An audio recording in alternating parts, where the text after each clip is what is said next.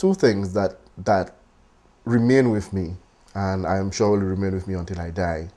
I remember when we were doing the first program on St. Lucia, at the end of every episode, we left our telephone numbers for persons to call. For example, the narrator would say something like, would refer to the scene, the last scene of the drama, and said, if this were your sister there, what would you do? Please call us at this number.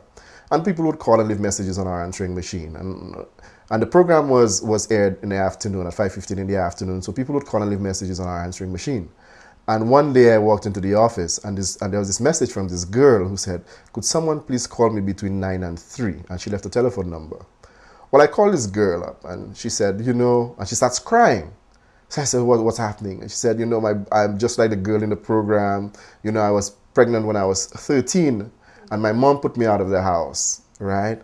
So now, my background really is in conservation biology. So I had no idea what to tell this young person, So here's this girl crying on the other end of the phone, and how, her boyfriend beats her up and so on. So I said, well, have you spoken to your mom? And she said, every time I call my mom and she hears my voice, she hangs up the phone, right? So, and this girl is crying and so on and so forth. So we got so many of those calls that the Planned Parenthood Association in St. Lucia had to open up a hotline, which is still running up to this day, to cater to all those people that were calling.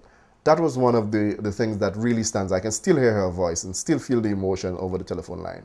The second thing was, one day I was walking out of my office, and this woman who was about my age came up to me and she said, I'm so happy that you guys touched on incest, because my stepfather would come and harass me when I was like 9, 10 years old, right? And there's this woman who I'd known for years, and she said she had never spoken to anybody about it. And she's there in tears, again, me not knowing what to do apart from give her a hug, but those are the things that stand out the most in my mind towards, and has really galvanized my feeling and my belief in the methodology that we're using to reach people.